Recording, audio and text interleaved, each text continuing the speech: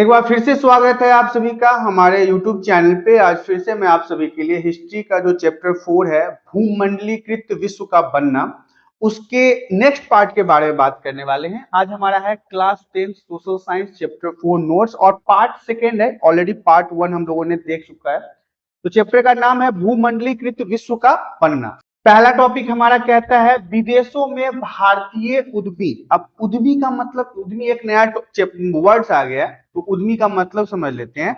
ऐसे लोग जो अपना व्यापार फैलाने के लिए अलग अलग जगहों पे पैसे को लगाते हैं, इन्वेस्ट करते हैं। और उस अब व्यापार का मतलब क्या है कि अगर आप व्यापार करते हैं तो उसके अंदर होने वाले जोखिम भी उठाने के लिए आपको तैयार रहना पड़ेगा ना। कभी फायदा होगा, कभी नुकसान होगा। तो यदि इन प्रकार के जोखिम को उठाने के बाद कोई आदमी इन्वेस्ट करता है, कोई व्यक्ति पैसे को इन्वेस्ट करता है, व्यापार में लगाता है, तो उसे उद्यमी कहा जाता है। तो देखिए, भारत के नामी बैंकर में दो व्यक्ति का नाम आता है। दो व्यक्ति जो है वो भारत के नामी बैंकर, बैंकर मतलब ऐसे लोग जो उस समय के सबसे बड़े व्यवसायी थे, जो पैसे इन्वेस्ट करते थे दूसरे दूसरे जगहों पे, दूसरे दूसरे देशों में भी करते थे। उसमें एक है शिकारपुरी श्रॉफ। टाइगर श्रॉफ नहीं है ये, ना जैकी श्रॉफ है। ये शिकारपुरी श्रॉफ है जो एक बहुत ही बड़े बिजनेसमैन थे। और दूसरा है नट्टू कोट्टई चौटियार। ये दो ऐसे व्यक्ति थे जो उस समय के क्या थे, नामी बैंकर थे। बैंकर मतलब पैसे लगाने, इन्वेस्ट करने वाले, लोगों के बिजनेस के अंदर इन्वेस्ट करने वाले। और वे दक्षिणी और केंद्रीय एशिया में कृषि निर्यात में पूंजी लगाते थे। कहां लगाते थे? दक्षिण और केंद्रीय एशिया में कृषि जो था, खेती जो था, उसके अंदर ये पैसे इन्वेस्ट करते थे।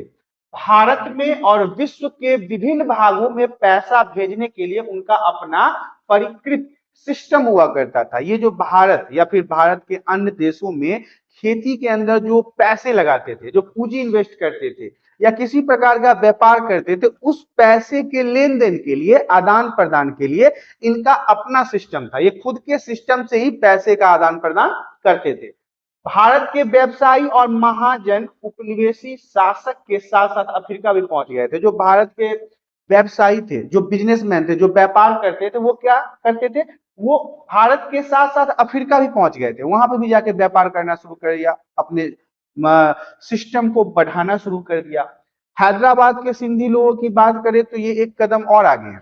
इन्होंने क्या किया, ये इन्होंने यूरोपियन उपनिवेशों को भी पीछे छोड़ दिया। ये उनसे आगे निकल गए। यूरोप के जितने भी उपनिवेशवाद थे उनको पीछे छोड़ के ये आगे निकल गए। क्योंकि 1860 की बात है, 1860 के टाइम में इन्होंने पूरी दुनिया के महत्वपूर्ण बंदरगाह, जितने भी पूरी दुनिया में जितना भी बंदरगाह था, महत्वपूर्ण बंदरगाह जहां पे जहाजों का आना जाना होता है ना, उसे हम बंदरगाह कहते हैं, अपने फलते फूलते एम्पोरियम को भी बना लिया था। एम्पोरियम का क्या मतलब होता है? एक ऐसा छोटा सा दुकान जिससे चीजों को स्टॉक करके वहां से दूसरे दूसरे जगह पर भेजा जाता था।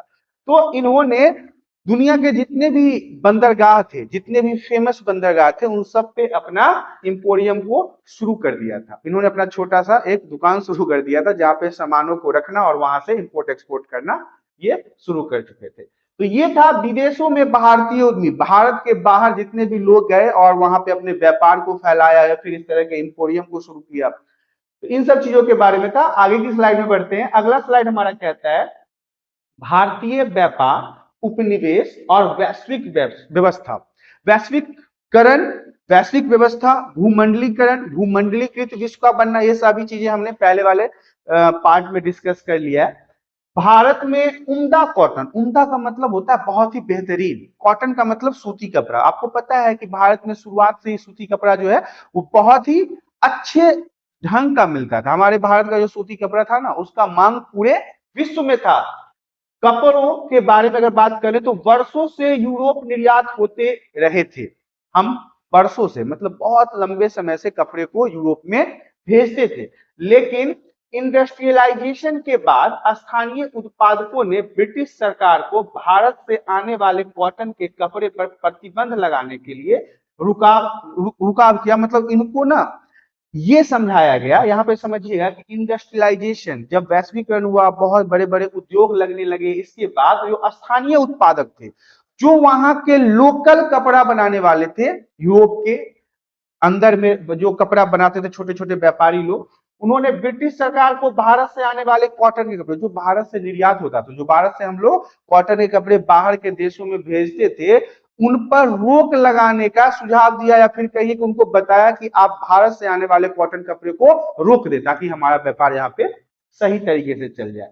इससे ब्रिटेन में बने कपड़े भारत के बाजारों में भारी मात्रा में आने लगा। अब क्या हुआ, पहले जहां हम सूती कपड़ा भेजते थे ब्रिटेन, अब इसके बदले क्या हुआ कि जो ब्रिटेन में कपड़ा बन रहा था वो हमारे भारत में आने लगा। 1800 की बात है, 1800 के समय में भारत के निर्यात में 30% हिस्सा कॉटन के कपड़े का था।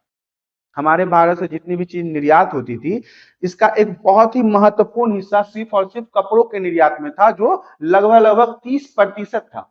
1815 में यह गिरकर कितना हो गया, 15% हो गया, क्योंकि ब्रिटेनियों ने भारत के कपड़े के निर्यात पे रोक लगा दिया। और 1870 आते आते यह सिर्फ 3% रह गया। मतलब कि पूर्ण रूप से भारत के सूती कपड़े के निर्यात का धंधा चौपट हो चुका था। 1812 से 1871 तक कच्चे कॉटन का निर्यात 5% से बढ़कर 35% हो गया। और इस दौरान निर्यात किए गए सामानों में नील मतलब इंडिगो, जो हमारे यहाँ अंग्रेज खेती करवाते थे हमारे किसानों से, उसमें तेजी से बढ़ोतरी हुई, क्योंकि यहाँ पे तो अंग्रेज जो है वो जबरदस्ती खेती करवाते थे, बाहर से आते थे और हमारे भारतीय किसानों से क्या करते थे, जबरदस्ती नील की खेती करवाते थे और उसको लेके अपने देश चले जाते थे और वहां से उसका व्यापार करते थे पूरे विश्व में। इसके अलावा क्या हुआ कि अब नील का तो निर्यात होने लगा, अफीम जो मुख्य रूप से चीन जाता था, अफीम जो नशीली पदार्थ होते हैं, नशा करने के काम आता है, वो चीन जाता था। भारत से ब्रिटेन को कच्चे माल और अनाज का निर्यात बढ़ने लगा और ब्रिटेन से तैयार माल का आयात होने लगा। हमारे यहाँ से ब्रिटेनी जो अंग्रेजी थे, जो इंग्लैंडी थे, वो कच्चे माल लेके चले जाते थे, जैसे कॉटन लेके चले गए, गेहूं लेके चले गए, नील लेके चले गए, और वहां से उन्हें फिर अपने फैक्ट्री में बनाकर महंगे दामों में हमारे ही यहाँ बेचते थे। इससे उनको फायदा होता था और इसके साथ साथ वो हमारे यहाँ ही नहीं पूरे विश्व में इसका व्यापार करते थे। तो ये था भारतीय बाजार, उपनिवेश और वैश्विक व्यवस्था, जो भारत और ब्रिटेन अंग्रेजों के बीच में, या फिर कई और भी बहुत सारे ऐसे देश थे जिनके साथ ऐसा व्यापार चल रहा था।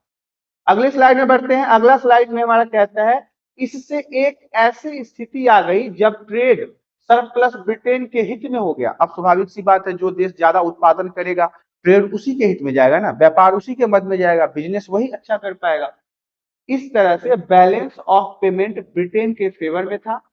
भारत के बाजार से जो आमदनी होती थी उसका इस्तेमाल ब्रिटेन अन्य उपनिवेशों की देखरेख में करने के लिए किया करता था। भारत के चीजों को भारत से ले जाके अपने देश में उससे प्रोडक्ट तैयार करना और फिर भारत में बेच के जो पैसा ये कमाता था, जो फायदा होता था, उस पैसे को लेके वो दूसरे देश में उपनिवेश फैलाने में काम में लाता था, दूसरे देशों के अंदर अपना वर्चस्व बढ़ाने के काम में लाता था।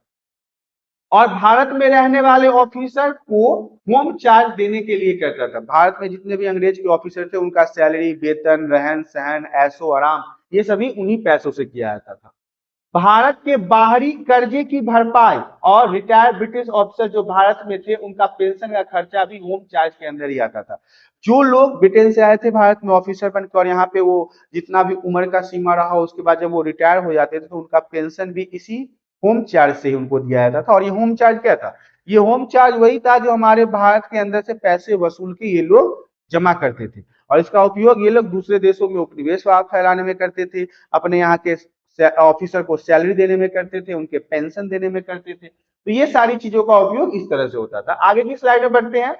महायुद्धों के बीच अर्थव्यवस्था, जब प्रथम विश्व युद्ध चल रहा था 1914 से 1918 के बीच, इस बीच में अर्थव्यवस्था कैसा था, इकोनॉमिकल सिस्टम कैसा था हमारे भारत का, तो आपको पता है कि ये पहले जान लीजिए कि प्रथम विश्व युद्ध जो था वो 1914 से लेके 1918 तक चला, 4 वर्षों तक यह चला था।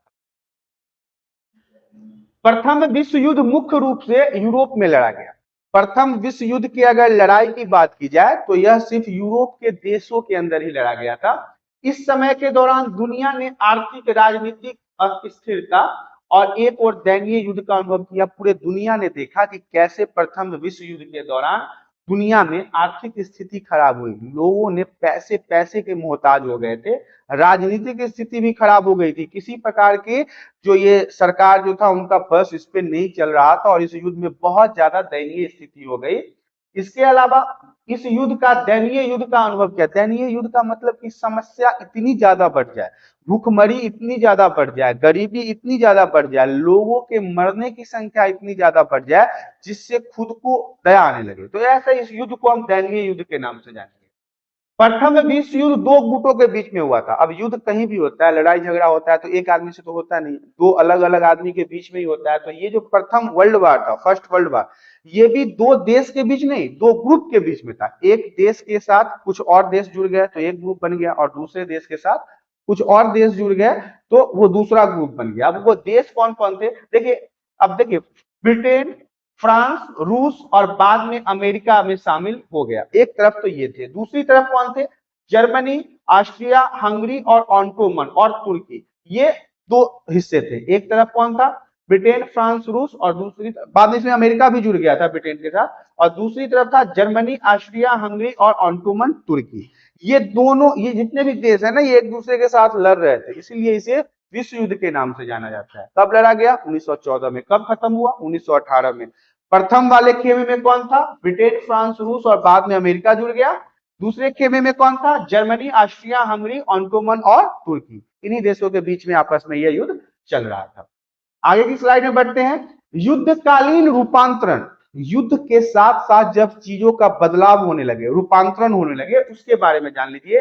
पहले विश्व युद्ध में पूरी दुनिया को कई मायनों में झकझोर कर रख दिया, पूरा दुनिया इससे परेशान हुआ। लड़ाई किसी के लिए भी फायदेमंद का चीज नहीं होता है, कभी भी लड़ाई करने से फायदा नहीं मिलता है। तो प्रथम विश्व युद्ध में भी यही हुआ कि पूरी दुनिया ने देखा कि कैसे यहाँ पे लाखों लाख लोग मारे गए, लगभग 90 लाख लोग मारे गए। अब समझिए 1 करोड़ लोग लगभग लगभग इस युद्ध में मारे गए। 1914 से 1918 के बीच में 1 करोड़ लोगों की मृत्यु हुई और 2 करोड़ लोग घायल हो गए, अपंग हो गए, हाथ पैर चला गया, आंख चला गया, शरीर का कोई ना कोई बॉडी का पार्ट जो है वो क्षतिग्रस्त हो गया।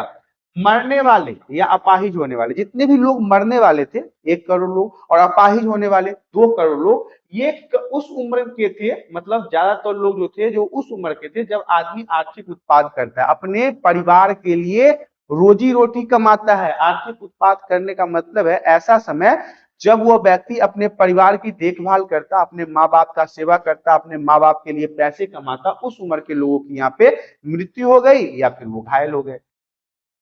इससे यूरोप में सक्षम शरीर वाले कामगारों की भारी कमी हो गई। पूरे यूरोप में सक्षम शरीर वाले मतलब ऐसे लोग जो शरीर से सक्षम होकर किसी प्रकार वो काम कर सकते थे, या फिर दूसरी भाषा में कह लीजिए तो ऐसे लोग जिनका हाथ पैर ठीक होता, ऐसे लोग ही नहीं थे। ज्यादातर लोग ना या तो घायल हो गए, विकलांग हो गए या मारे गए, लोगों की कमी हो गई। परिवार में कमाने वाले की संख्या कम हो गई, परिवार में कोई कमाने वाला ही नहीं था, जिससे उनकी आर्थिक स्थिति और खराब हो गई और यूरोप के लोगों की आमदनी घट गई। उनके पैसे कमाने वाले नहीं थे तो स्वाभाविक सी बात है उनके घर में पैसे की कमी होगी। ज्यादातर पुरुषों को युद्ध में शामिल होने के लिए बाध्य होना पड़ा था। ज्यादातर जो घर के मर्द थे उनको जबरदस्ती वहां पे युद्ध में शामिल किया गया था। लिहाजा कारखानों में महिलाएं काम करने लगी, पुरुष की कमी हो गई तो महिलाओं ने अपने घर को चलाने के लिए कारखानों में काम करना शुरू कर दिया। पारंपरिक रूप से पुरुषों के काम माने जाते थे, ऐसा काम अब फैक्ट्रियों में, कारखानों में ज्यादातर तो आपको पुरुष ही दिखाई देंगे, मर्दों का काम होता है। लेकिन वहां पे महिलाएं इतना मतलब परेशान हो गई, उनके घर की स्थिति सही नहीं थी, घर में कोई काम करने वाला नहीं था, बच्चों को भी पालना था, तो महिलाएं कहाँ काम करने लगी, फैक्ट्रियों में और कारखानों में काम करने लगी। उन्हें अब महिलाएं कर रही थी, मतलब जो काम पुरुषों के करने योग्य हुआ करता था उसे अब महिलाएं कर रही थी। आगे की स्लाइड में बढ़ते हैं। अगला स्लाइड हमारा कहता है इस युद्ध के बाद दुनिया की कई बड़ी आर्थिक शक्तियों के बीच में संबंध टूट गए। दुनिया के जितने भी बड़े बड़े देश थे, इन बड़े बड़े देशों का संबंध जो है वो आपस में खराब हो गया। ब्रिटेन को युद्ध के खर्चे उठाने के लिए अमेरिका से कर्ज लेना पड़ा। ब्रिटेन को इस युद्ध का खर्चा, अब युद्ध है तो पैसा लगेगा ना, बम, गोला बारूद, खान पान, सैलरी, रहन सहन, ये सब चीजें क्या चाहिए, पैसे चाहिए। तो ब्रिटेन को इस युद्ध का कर्ज इतना हो गया, मतलब खर्चा इसमें इतना हो गया कि उसको अमेरिका से कर्जा लेना पड़ा, दूसरे देश से अमेरिका से कर्ज लेना पड़ा। इस युद्ध ने अमेरिका को एक अंतरराष्ट्रीय कर्जदार से, मतलब इसको एक अंतरराष्ट्रीय कर्जदार से, कर्जदार मतलब कर्ज देने वाला, कर्ज लेने वाला, आप समझते हैं कि कर्जा जो लेता है वो कर्जदार होता है, तो साहूकार बना दिया। अब जब ब्रिटेन ने उससे कर्जा लिया तो लोगों को लगा कि अमेरिका तो बहुत मजबूत देश है, उसके पास बहुत पैसा है, तो उसे साहूकार बना दिया, मतलब बड़े पैसा वाला एक गोल वाला देश बना दिया। अब और विदेशी सरकार जो थे, जो ब्रिटेन के अलावा या अमेरिका के अलावा जितने भी और भी देश थे, क्योंकि बहुत सारे देश दो गुट थे, बहुत सारे देश इससे लड़ रहे थे साथ में आपस में पहले विश्व युद्ध में, कि इसकी जो संपत्ति है या फिर इसके नागरिकों की संपत्ति है वो विदेशों में भी बहुत ज्यादा है, विदेशों में भी इसकी बहुत ज्यादा प्रॉपर्टी है। मतलब वाकई में अमेरिका की जो आर्थिक व्यवस्था थी वो बहुत ज्यादा मजबूत थी। इसी कारण से तो यहाँ पे इसको साहूकार बना दिया गया। आगे की स्लाइड में बढ़ते हैं। अब है हमारा युद्धोत्तर सुधार। युद्ध के अंदर में जो सुधार सब आपको देखने को मिलेगा। जब ब्रिटेन युद्ध में व्यस्त था तब जापान और भारत में उद्योग का विकास हुआ। युद्ध के बाद ब्रिटेन को अपना पुराना दबदबा कायम करने में परेशानी होने लगा। साथ ही ब्रिटेन अंतरराष्ट्रीय स्तर पर जापान से टक्कर लेने में असक्षम पड़ रहा था, क्योंकि जब इधर फर्स्ट वर्ल्ड वॉर में 1914 से 1918 के बीच में ब्रिटेन युद्ध में बिजी था, प्रथम विश्व युद्ध में बिजी था, तब जापान के अंदर टेक्नोलॉजी हाई हो रही थी, जापान अपने आप को समृद्ध और मजबूत बना रहा था, और भारत भी अपने आप को समृद्ध और मजबूत बना रहा था। लेकिन जब युद्ध खत्म हुआ तो फिर से ब्रिटेन क्या चाहता था कि हमारा पुराना दबदबा वापस आ जाए, जो उसको सक्षम नहीं कर पा रहा था, जो उसमें वो असक्षम था, मतलब उस चीजों को वो दोबारा पुनः स्थापित करने में असक्षम था, और जापान से टक्कर लेने में भी असक्षम था, क्योंकि जिस समय वह दूसरे से कर्ज लेने में बिजी था, किससे? अमेरिका से। जिस समय वो युद्ध करने में बिजी था उस समय जापान और भारत में उद्योग का विकास हो रहा था, वो पैसे कमाने में बिजी थे। युद्ध के समय ब्रिटेन में चीजों की मांग में तेजी आई। अब युद्ध के समय में क्या हुआ, ब्रिटेन में जो चीजें की खान पान की चीज हो गया या फिर किसी अन्य प्रकार की चीजें हो गई, उसका मांग बहुत ज्यादा बढ़ गया, जिससे वहां की अर्थव्यवस्था फल फूल रही थी। लेकिन युद्ध समाप्त होने के बाद मांग में गिरावट आई, और युद्ध के बाद ब्रिटेन के 20% कामगारों को अपनी नौकरी से हाथ धोना पड़ा। यहाँ पे आर्थिक मंदी का समय आ गया। आर्थिक मंदी के कारण जब तक युद्ध का समय चल रहा था तो ब्रिटेन तो बाहर से चीजों को मंगवा रहा था अपने देश में, लेकिन युद्ध खत्म हो गया तो अचानक से ये मांग खत्म हो गई, और वहां के 20% लोग जो इस प्रकार के कामों में व्यस्त थे उनकी काम छूट गई और वो बेकार हो गया, मतलब उनको अपने नौकरी से हाथ धोना पड़ गया। आगे की स्लाइड में बढ़ते हैं। युद्ध के पहले पूर्वी यूरोप गेहूं का मुख्य निर्यातक था। पूर्वी यूरोप क्या था? गेहूं का निर्यात करता था बहुत ज्यादा। लेकिन युद्ध के दौरान पूर्वी यूरोप के युद्ध में शामिल होने की वजह से कनाडा, अमेरिका और ऑस्ट्रिया गेहूं के मुख्य निर्यातक के रूप में उभरे थे। एक तरफ जब पूर्वी यूरोप इसी फर्स्ट वर्ल्ड वॉर में बिजी था तो उस समय वो गेहूं का सप्लाई कर नहीं पा रहा था, तो उसी के साथ कनाडा, अमेरिका और ऑस्ट्रेलिया गेहूं के मुख्य निर्यातक बन गए, सप्लायर बन गए। जैसे ही युद्ध खत्म हुआ पूर्वी यूरोप ने फिर से गेहूं की सप्लाई शुरू कर दी, क्योंकि युद्ध के बाद वो फ्री हो गया। इसके कारण बाजार में गेहूं की अधिक खेप आ गई और कीमतों में भारी गिरावट हो गई। समझ लीजिए कि कोई चीज खरीदने वाला कम है और बेचने वाला ज्यादा है, तो ऐसे में क्या होगा, दाम वहां पे कम हो जाएगा ना। तो यही हुआ कि जब पूर्वी यूरोप युद्ध से फ्री हुआ तो फिर से गेहूं बेचने आ गया, और इधर ऑलरेडी कनाडा, ऑस्ट्रेलिया ये सब गेहूं बेच रहे थे, तो ज्यादा गेहूं आ गया, इससे दाम में बहुत ज्यादा गिरावट हुई और इससे ग्रामीण अर्थव्यवस्था में तबाही आ गई, मतलब बहुत ज्यादा चरमरा गई। आगे की स्लाइड में बढ़ते हैं। बड़े पैमाने पर उत्पादन और उपभोग की शुरुआत, बहुत ज्यादा उगाना और बहुत ज्यादा उपयोग करना। अमेरिका की अर्थव्यवस्था में युद्ध के बाद के झटकों से तेजी से निजात मिलने वाली 1920 के दशक में बड़े पैमाने पर उत्पादन अमेरिकी अर्थव्यवस्था की मुख्य पहचान बन गई। अब देखिए क्या हुआ कि जब युद्ध खत्म हुआ उसके बाद अमेरिका ने क्या किया, 1920 के दशक में, 1920 का समय में क्या किया, बड़े पैमाने पर उत्पादन करना शुरू किया, बहुत ज्यादा अपना खेती को डेवलप किया, नए नए मशीन लगाए, नए नए टेक्नोलॉजी लाए, नए नए बीज लाया, नए नए दवाइयां लाए, और अमेरिकी अर्थव्यवस्था का मुख्य पहचान बनाया इसे। मोटर के संस्थापक हेनरी फोर्ड मास प्रोडक्शन के जनक माने जाते हैं। देखिए मोटर के संस्थापक, अब मोटर के संस्थापक मतलब बहुत तरह के बिजली और भाप से चलने वाले उस समय के जो मोटर थे, तो हेनरी फोर्ड के माध्यम से जो मोटर बनाया गया उसे इसी कारण से इनको इसका जनक माना जाता है, रचयिता माना जाता है।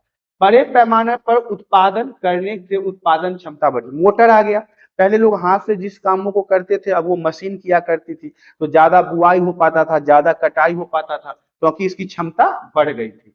कीमतें घटी और अमेरिका के कामगार बेहतर कमाने लगे। अब अमेरिका में जो काम करने वाले लोग थे वो ज्यादा पैसा कमाने लगे, इसलिए उनके पास खर्च करने के लिए ज्यादा पैसे थे। अब पैसा जो ज्यादा कमाएगा वो पैसा तो ज्यादा खर्च कर सकता है ना। अगर हमारे पास पैसे ही नहीं होंगे तो हम पैसा खर्च कहां से करेंगे। इसके विभिन्न उत्पादों की मांग तेजी से बढ़ी। अब इनके साथ इनके यहाँ होने वाले इस मोटर से जो भी काम या प्रोडक्ट तैयार किया जा रहा था, बाहर के जगहों पे इसका डिमांड बहुत ज्यादा बढ़ गया।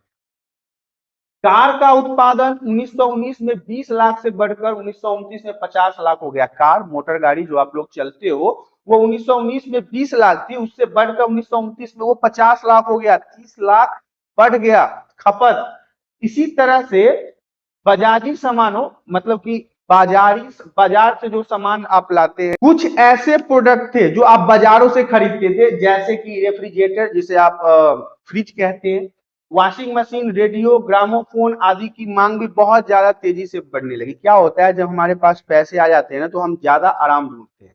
आज के समय में क्या होता है कि लोग इंसान यही चाहता है कि हम कम से कम मेहनत करें और हमारा ज्यादा से ज्यादा काम हो जाए। तो ये रेफ्रिजरेटर भी कुछ ऐसा ही करता है, वॉशिंग मशीन भी ऐसा ही करता है, रेडियो, ग्रामोफोन आदि ये सब का काम क्या है कि हमारे जिंदगी को आसान बनाता है। अमेरिका के घरों में इन सभी चीजों की मांग बहुत ज्यादा बढ़ने लगी क्योंकि उनके पास पैसे आने लगे। आसान किस्तों पर कर्ज की सुविधा के कारण इन मांग को और ज्यादा हवा मिली। आज हमारे भारत की बात कर लीजिए, आपको कोई भी इलेक्ट्रॉनिक्स आइटम चाहिए तो आपको ईएमआई जैसी सुविधाओं पे वो बहुत ही आसानी से मिल जाता है। किसी भी प्रकार का फोन मिल जाता है, टीवी, कूलर, फ्रिज, किसी भी प्रकार का कोई भी प्रोडक्ट। ऐसा ही कुछ उस समय हुआ कि अमेरिका में इसे आसान किस्तों पर लोगों को अवेलेबल करा दिया गया। लोग घरों घरों में इसका डिमांड आने लगा, बहुत ज्यादा से इसका विकास वहां पे बढ़ा है।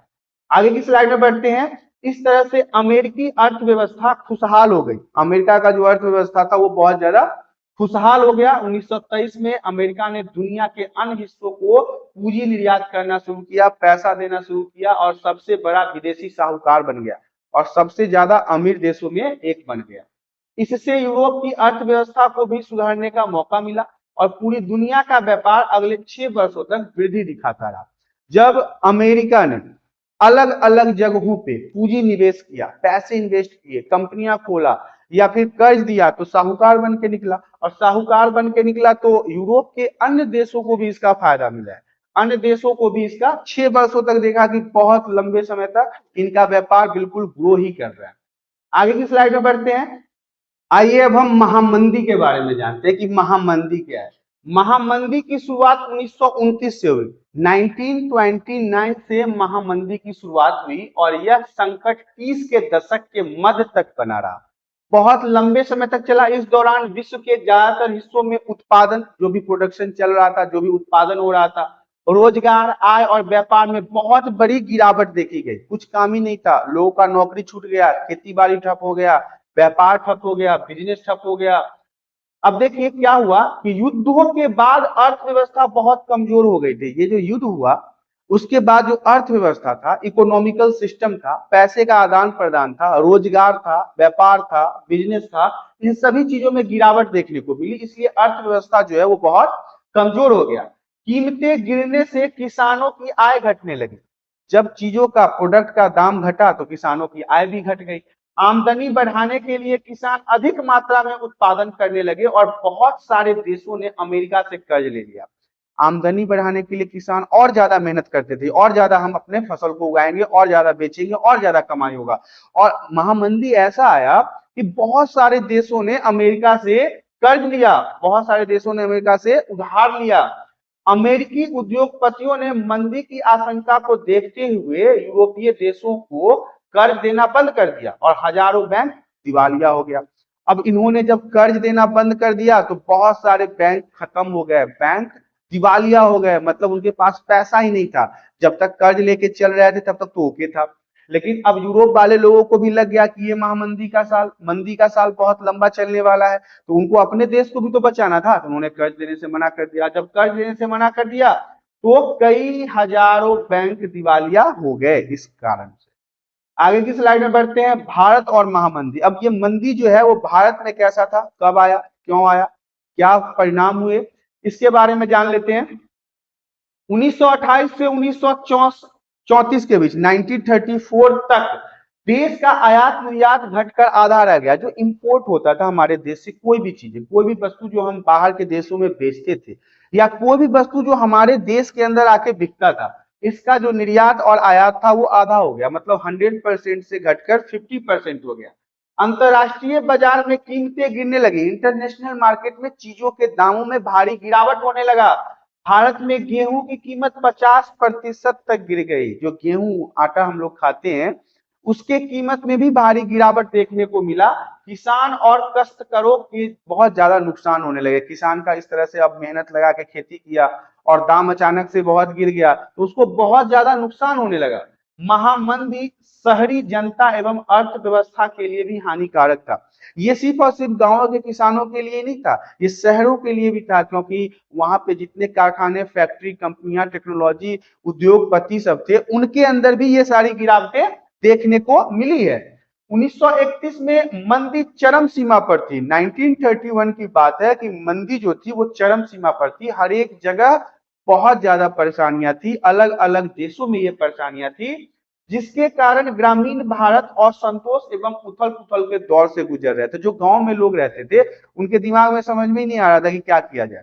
किसान अलग ही परेशान, पशुपालक अलग ही परेशान, जो बिजनेस व्यापारी थे वो अलग ही परेशान। इनके समझ में आ ही नहीं रहा था कि देश में क्या चल रहा है। वो उथल पुथल का मतलब होता है असंतोष।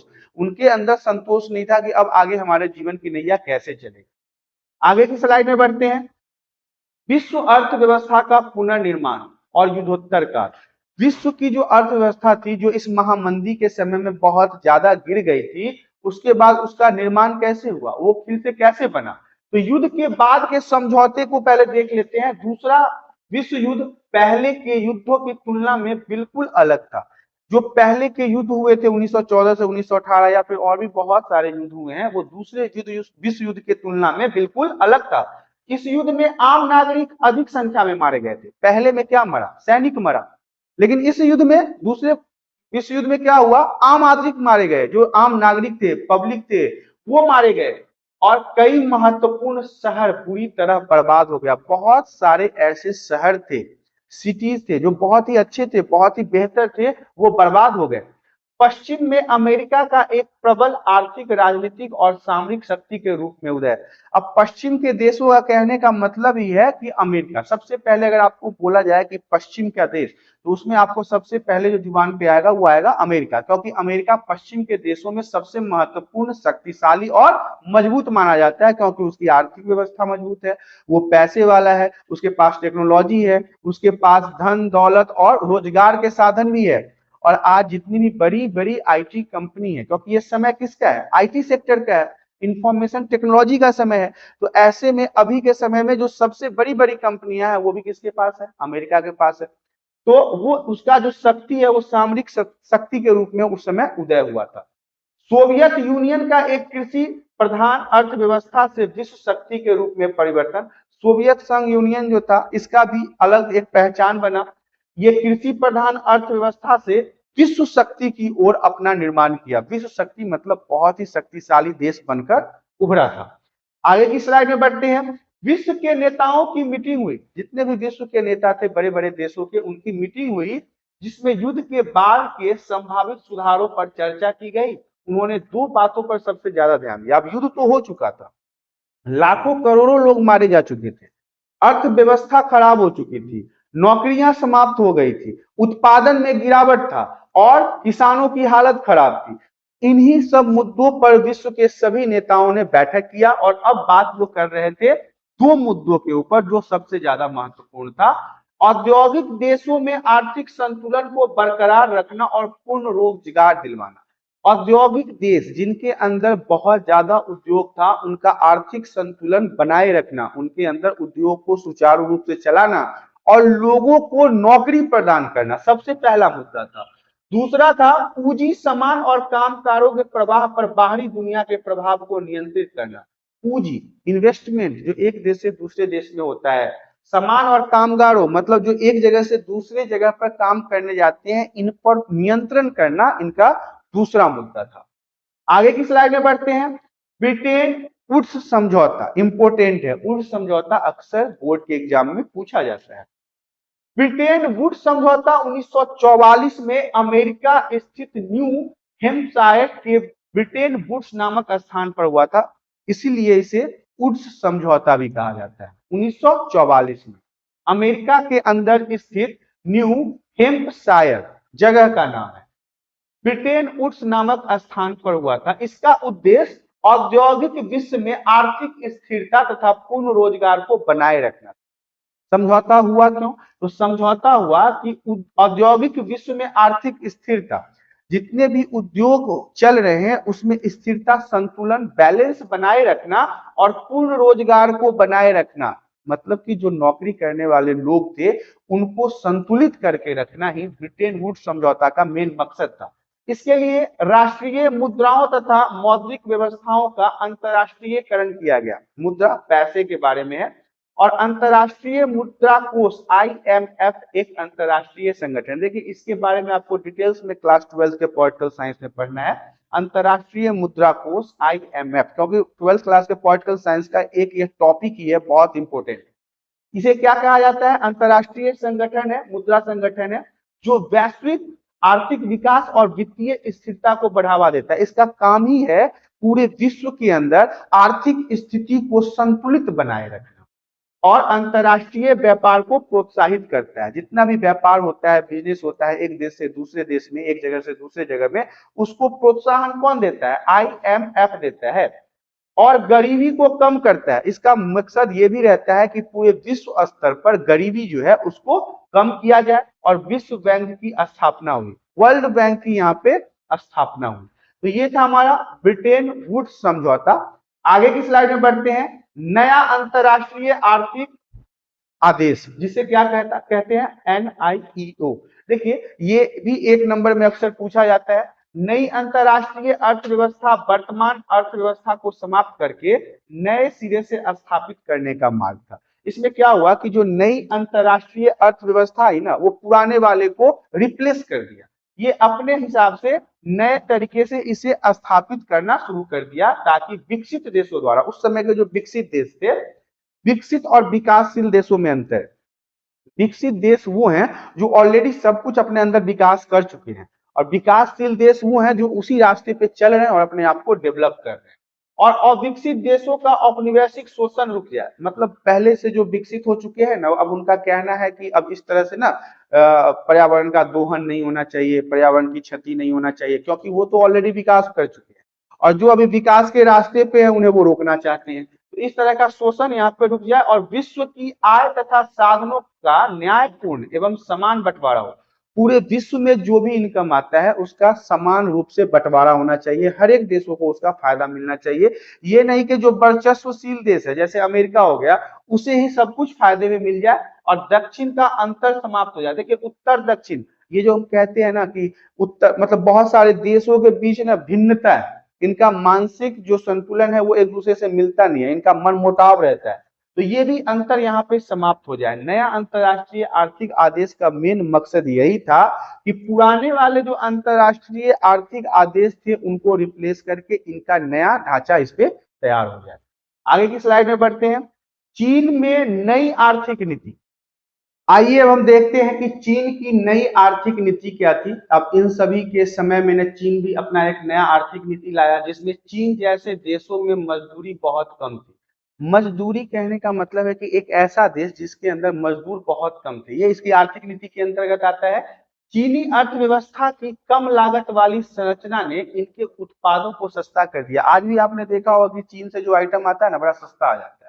हमारे भारत में रहने के बाद भी अगर भारतीय लोग किसी चीज का निर्माण करते हैं तो बड़ा महंगा मिलता है, लेकिन वही सुनते हैं कि चाइना से वो यहाँ जो 500 में मिलता है वो यहाँ पे 100 रुपए में मिल जाता है, जबकि वो चाइना में बनाते हैं, फिर वहां पे पैक करते हैं, वहां से भारत भेजते हैं, भारत से हमारे पास आता है, फिर भी इतना सस्ता कैसे मिल जाता है। तो ये इनकी आर्थिक नीति थी जिसमें इनकी संरचना जो थी वो उत्पादों को बहुत सस्ता कर देता था।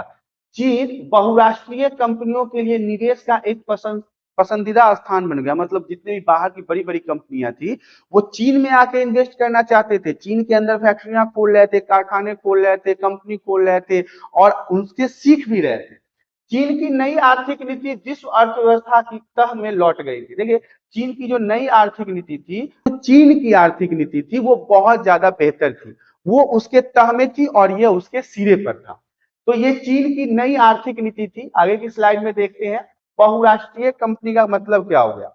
एक ऐसी कंपनी जो कई सारे राष्ट्रों में होती है, कई सारे देशों में अपनी ऑफिस खोल रखी होती है। तो बहुराष्ट्रीय कंपनी निगम वह संगठन होते हैं जो अपने देश की तुलना में एक या एक से अधिक देशों में वस्तु या सेवाओं के उत्पादन को नियंत्रित करते हैं। मतलब अब जैसे कि कोई बहुत बड़ी कंपनी है और वो भारत में है, और भारत के अलावा वो चीन, जापान, अमेरिका, कनाडा कहीं भी है और वहां भी उत्पादन कर रही है, तो वो बहुराष्ट्रीय कंपनी होगी। इसे अंतरराष्ट्रीय निगम या एक राज्य विहीन कंपनी भी कहा जाता है। क्या क्या कहा जाता है? अंतरराष्ट्रीय निगम कहा जाता है, जो कंपनियां एक देश से दूसरे देशों में भी होती है और कई सारे देशों में होती है और उत्पादन करती है, और या फिर उसे राज्य विहीन कंपनी भी कहा जाता है। बहुराष्ट्रीय कंपनी की अपने देश के अलावा कम से कम एक अन्य देश में सेवाएं और अन्य संपत्ति होती है। कम से कम बहुराष्ट्रीय कंपनी अगर आपको बनना है तो अपने देश के अलावा दूसरे किसी अन्य देश में आपकी कंपनी होनी चाहिए, आपका प्रोडक्शन होना चाहिए, आपका उत्पादन होना चाहिए, तो आप क्या कहलाने लगेंगे? बहुराष्ट्रीय कंपनी कहलाने लगेंगे। आगे की स्लाइड में बढ़ते हैं। बहुराष्ट्रीय निगम बड़ी कंपनी है जो एक ही समय में कई देशों में काम करती है। अब ये बहुराष्ट्रीय निगम जो होती है वो बहुत बड़ी बड़ी कंपनियां होती है। जैसे कि अब हमारे यहाँ रिलायंस की बात कर लो, टाटा की बात कर लो, महिंद्रा की बात कर लो, तो ये सब ऐसी कंपनियां हैं जो कई सारे देशों में चलती है, 50-50, 100-100 देशों में चलती है। तो ये सब क्या होगी? बहुराष्ट्रीय निगम होती है, जो बहुत बड़ी कंपनियां होती है। एमएनसी भी इसी प्रकार का होता है। एमएनसी का विश्वव्यापी प्रसार 1950 और 1960 के दशक में एक उल्लेखनीय विशेषता थी, क्योंकि दुनिया भर में अमेरिका व्यापार का विस्तार हुआ था। एमएनसी का मतलब होता है मल्टीनेशनल कंपनी, मतलब कई जगह कई देशों में वो कंपनियां होती है, और इसका प्रचार 1950 और 1960 के दशक में हुआ, क्योंकि यहाँ से जो अमेरिका जो था वो अपने कंपनियों का प्रचार प्रसार दूसरे देशों में कर रहा था, अपने पांव अलग अलग जगहों पे फैला रहा था। विभिन्न सरकारों द्वारा लाए गए उच्च आयात शुल्क मतलब कि जो भी चीजें आपके यहाँ बेचने आए या फिर आप कहीं और बेचने जाते हो तो उस पर टैक्स बहुत ज्यादा लगता है। तो बहुराष्ट्रीय कंपनी को अपनी विनिर्माण इकाइयों का पता लगाने के लिए मजबूर किया। अब देखिए, सरकार जो होती है हर एक देश की, अगर आप बॉर्डर के आर पार कोई सामान का अगर इधर उधर ले जाते हो बेचने के लिए, खरीदने के लिए, तो उस पर आपको एक देश का शुल्क देना पड़ता है। तो अब वो उच्च आयात शुल्क ने बहुराष्ट्रीय कंपनी को अपने निर्माण इकाई, मतलब ये किया उन लोगों ने कि इतना टैक्स लेना शुरू कर दिया ना विदेशी कंपनियों से, कि उन्होंने कहा कि मैं वहां से बना के यहाँ क्यों लाऊंगा, मैं यही बना लूंगा। मतलब उन्होंने उसी देश में अपने कंपनी की इकाई खोल ली। जैसे कि एग्जाम्पल है कि मैं ये कलम बनाता हूँ, मेरी कंपनी जो है ये कलम बनाती है, अब मैं पूरे भारत में तो बेचता हूँ इस कलम को, इसके अलावा मैं अब चाहता हूँ कि चाइना में बेचू इस कलम को। तब इस कलम को मैं बॉर्डर के माध्यम से लेके जाऊंगा तो चाइना वाला मेरे से तो टैक्स लेगा ना। तो वो टैक्स से बचने के लिए हमने क्या किया, इस कलम की एक फैक्ट्री ना चाइना में ही खोल दिया, अब वहीं पे बनता है, वहां से चाइना को मैं कवर करता हूँ। फिर बाद में मैं थोड़ा और मेरे को पैसा आया, फिर मैं जापान में खोल दिया, फिर मैं अमेरिका में खोल दिया, ब्रिटेन में, ऐसे करके तो मैं क्या हो जाऊंगा, बहुराष्ट्रीय कंपनी हो जाऊंगा। मेरी जो कंपनियां हैं कई सारे राष्ट्रों में चलती है। आगे की स्लाइड में बढ़ते हैं। अब बीटो के बारे में जानते हैं कि बीटो एक प्रकार का पावर है, स्ट्रेंथ है, जो आपको आगे की क्लास में बहुत ज्यादा डिटेल से पढ़ना है। फिर भी मैं यहाँ पे शॉर्ट डिस्क्रिप्शन दे देता हूँ कि एक कानून या निकाय द्वारा किए गए प्रस्ताव को अस्वीकार करने का संवैधानिक अधिकार, एक ऐसा अधिकार जो आपके द्वारा बताए गए किसी भी प्रकार के चीजों को मना कर सकता है। ये एक पावर है, बीटो पावर का नाम सुना होगा। इसमें बहुत सारे देश हैं और बहुत सारे सहयोगी देश भी हैं। तो वीटो पावर एक कानून या निकाय द्वारा किए गए प्रस्ताव को ना मना कर सकता है, समाप्त कर सकता है, खारिज कर सकता है। टैरिफ क्या है? एक देश के आयात या निर्यात, एक देश से जब कोई सामान दूसरे देश में खरीदा जाता है या बेचा जाता है तो दूसरे देश द्वारा ना उस पर लगाया जाने वाला जो कर है, टैक्स है, वो आपको टैरिफ के रूप में जानना जाता है। जैसे कि प्रवेश के बिंदु पर शुल्क लगाना, जहां पे आप किसी देश या राज्य में घुसते हैं तो वहां पे आपको एक टैक्स देना पड़ेगा। सीमा या हवाई अड्डे पर, या तो फिर आप हवाई जहाज से जा रहे हैं तो आपको वहीं पे टैक्स देना पड़ेगा। सीमा पे जा रहे हैं बस से, ट्रेन से, जिस चीज से भी जा रहे हैं आपको टैक्स पे करके ही जाना होगा, तो वो टैरिफ कहलाता है। अब विनिमय दरें के बारे में बात कर लेते हैं। वे अंतरराष्ट्रीय व्यापार के प्रयोजनों के लिए राष्ट्रीय मुद्रा को जोड़ती है। विनिमय दरें जो है वो क्या करता है, अंतरराष्ट्रीय व्यापार के प्रयोजनों के लिए राष्ट्रीय मुद्रा को जोड़ता है, पैसों को जोड़ता है। मोटे तौर पर दो प्रकार का विनिमय दर है, एक है निश्चित विनिमय दर और एक है अस्थायी विनिमय दर। अब निश्चित और अस्थायी विनिमय दरें हैं जो राष्ट्रीय व्यापार के मुद्रा को एक दूसरे से जोड़ता है।